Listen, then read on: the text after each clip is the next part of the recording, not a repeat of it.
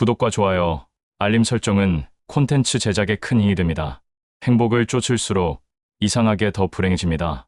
왜냐하면 행복 추구가 의지를 더 자극하기 때문입니다. 오늘은 그 악순환을 끊는 세 가지를 말합니다. 첫째, 욕망의 속도를 낮추는 법.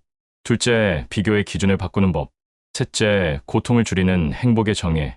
당신도 이런 순간이 있죠. 뭐든 갖추면 편해질 줄 알았는데 오히려 마음이 더 급해진 날, 칭찬을 받아도 불안이 남는 날.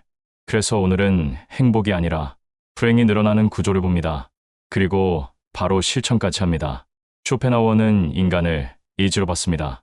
의지는 멈추지 않고 덜을 요구합니다.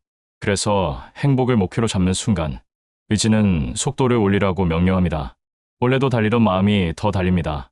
행복을 도착점으로 착각하면 오늘은 늘 부족해 보입니다. 지금이 괜찮아도 다음이 필요해요. 그래서 행복을 쫓을수록 불안해집니다. 의지는 만족을 오래 허락하지 않습니다.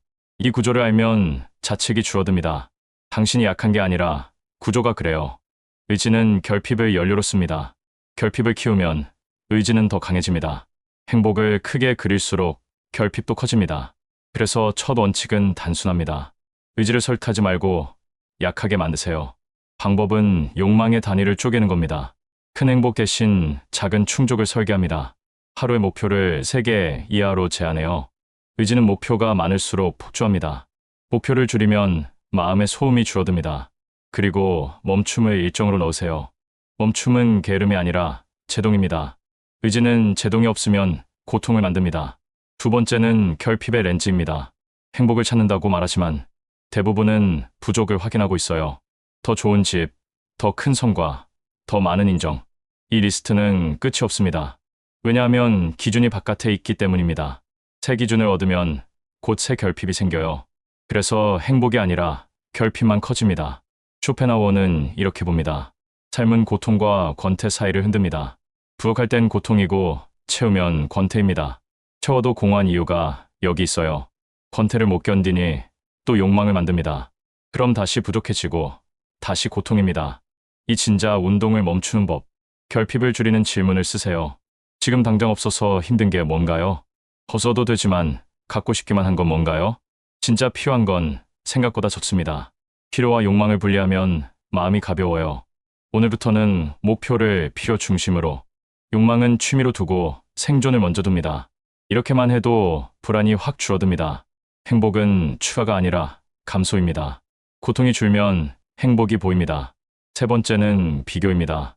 비교는 행복을 가장 빠르게 망칩니다. 왜냐하면 내 기준을 빼앗기 때문입니다. SNS는 남의 하이라이트만 보여줍니다. 그걸 내 현실과 붙여서 비교해요. 그러면 어떤 성취도 작게 느껴집니다. 칭찬을 들어도 마음은 냉정합니다. 더 잘난 사람을 즉시 떠올리니까요. 쇼펜하우어는 명예욕을 경계했습니다. 타인의 평가에 맡기면 마음이 노예가 됩니다. 평판은 변덕스럽고 통제할 수 없어요. 통제 불가능한 것에 행복을 걸면 불안은 필수로 따라옵니다. 비교를 끊는 첫 기술은 범위 제한입니다. 나와 경쟁할 사람을 딱 한 명만 둡니다. 어제의 나만 비교 대상으로 두세요. 두 번째 기술은 측정 항목 변경입니다. 돈과 성과만 재면 평생 부족합니다. 대신 수면, 건강, 집중, 관계를 재세요. 세 번째 기술은 노출 차단입니다. 비교를 부르는 콘텐츠를 줄입니다. 팔로우를 정리하는 건 마음의 청소입니다. 불행은 종종 스크롤에서 시작됩니다. 비교를 멈추면 행복이 아니라 평온이 옵니다. 평온이 오면 행복은 따라옵니다. 세 번째는 쾌락의 함정입니다.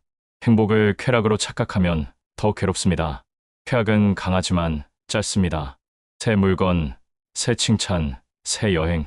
처음엔 짜릿하지만 금방 익숙해져요. 익숙해지면 자극이 더 필요합니다. 그게 쾌락의 인플레이션입니다. 더 많이 써도 더 크게 느끼기 어렵죠. 그래서 행복을 쫓을수록 지칩니다. 쇼펜하우어는 예술을 추천했습니다. 예술은 욕망을 잠시 멈추게 합니다. 원하는 나를 내려놓고 바라보게 해요. 그 순간 의지가 조용해집니다. 쾌락은 소비지만 감상은 휴식입니다. 그래서 해결은 자극이 아니라 집중입니다. 짧은 도파민 대신 긴 몰입을 만드세요. 책 10쪽, 산책 15분, 음악 한 곡. 작아 보여도 의지를 쉬게 합니다. 그리고 기대치를 낮추세요. 기대가 높으면 현실은 늘 부족합니다. 기대가 낮으면 현실은 자주 충분합니다. 충분함을 느끼는 능력이 행복의 핵심입니다. 행복을 큰 감정으로 두지 마세요. 행복은 조용한 시간에 가깝습니다. 다섯 번째는 불행을 줄이는 기술입니다. 쇼펜하우어는 행복을 고통의 부재로 봤습니다. 즉, 행복을 늘리기보다 고통을 줄여야 합니다. 그래서 오늘의 전략은 단순합니다. 1. 불필요한 싸움을 줄이기. 2. 건강의 바닥을 올리기. 3. 에너지 누수를 막기. 먼저 불필요한 싸움. 설명해도 안 바뀌는 사람에게 계속 설득하면 내 마음만 깎입니다. 관계는 거리가 약입니다. 다음은 건강의 바닥. 수면이 무너지면 철학도 무너집니다. 행복은 의지의 문제가 아니라 컨디션 문제입니다. 수면 30분만 늘려도 세상이 덜 가혹해요. 마지막은 에너지 누수. 미뤄둔 일은 생각 속에서 계속 전기료를 냅니다. 작게 쪼개서 5분만 착수하세요. 착수만 해도 불안이 크게 줄어듭니다. 고통을 줄이는 건 거창하지 않습니다. 작은 정리, 작은 거절, 작은 휴식. 이 작은 것들이 큰 행복을 만듭니다. 행복은 더하는 게 아니라 세는 걸 막는 겁니다. 오늘부터 세는 곳을 찾으세요. 여섯 번째는 마음의 거리두기입니다. 불행은 사건이 아니라 해석에서 커집니다. 같은 일도 어떤 날은 버티고 어떤 날은 무너집니다. 그 차이는 해석의 거리입니다. 쇼펜하우어가 말한 고독의 가치도 여기 있어요. 고독은 외로움이 아니라 관찰의 자리입니다. 조용히 보면 생각은 파도처럼 지나갑니다. 파도에 휩쓸리면 고통이고 파도를 보면 고통이 줄어듭니다.